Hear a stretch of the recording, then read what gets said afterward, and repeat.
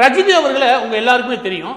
ரஜினி அவர்கள் இதுவரைக்கும் எனக்கு தெரிஞ்சு எந்த ஒருத்தருடைய ஆன்மீக நம்பிக்கையும் காயப்படுத்தினதே கிடையாது. அது இஸ்லாம், கிறிஸ்தவர்கள், இந்துக்கள் எல்லாருடைய ஆன்மீக நம்பிக்கையும் மதிக்கக்கூடிய மனிதர். சரியா? இவரே ஒரு ஆன்மீகவாதி தான். அதனால அவர் சொல்ற நான் ஆன்மீக அரசியல் முன்வைக்கிறேன்னு சொல்லக்கூடிய நபர். 1971 நடந்த ஒரு விவகாரத்தை சொன்னதுக்காண்டி எல்லா ஐயத்தையும் தூண்டி விடுறது யாரு? திமுக. போய் போட நடத்துங்க அப்படின்னு. எதுக்கு? நான் வழக்கம் முன்ன சொன்னேன் இல்லையா? முன்ன ஏன் சொன்னா திமுகவுக்கு அடிமை வேலை பார்க்கக்கூடிய இந்த இயக்கங்கள் எல்லாமே என்னைக்கு திமுகவுக்கு எதிராக யாரெல்லாம் அரசியலுக்கு வராரோ அவங்களுக்கு எதிராக போராட்டம் நடத்தணும். ரஜினி அவர்களுக்கு எதிர்ப்பு தெரிவிக்கிறதுக்கு ஒரே காரணம் தான் இந்த இயக்கங்கள் எல்லாமே. திமுக ஆட்சிக்கு வர்றதுக்கு இவர் பெரிய தடையா இருப்பார். இன்னைக்கு என்ன சொல்றாங்கன்னா ஈவே ராமசாமி என்ற பெரியார் இருக்கார் இல்லையா, அவர் அவமானப்படுத்திட்டாரு. யாரு? ரஜினி அவர்கள். ஈவே ராமசாமி அதாவது பெரியாருடைய கொள்கையை மிகப்பெரிய லெவல்ல இங்க பிரச்சாரம் பண்ணக்கூடிய முக்கியமான நபர் வேலு பிரபாகரன். ஓகே, இந்த வேலு பிரபாகரன் அவர்கள் ஒரு படம் எடுத்தார். அந்த படம் இடையில நின்று போச்சு.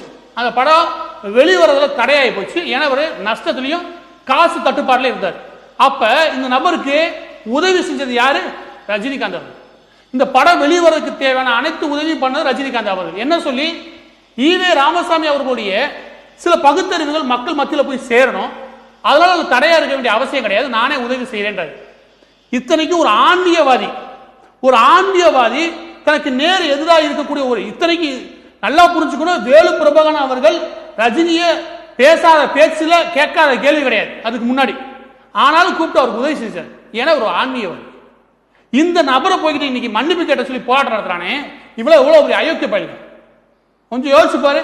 எவ்வளவு பெரிய அயோக்கியனா இருந்தா ஒரு உண்மையை மறைச்சு அவரு ஈவே ராமசாமி அவமானப்படுத்தினாலும் சொல்லிட்டு போராட்டம் நடத்துவானுங்க.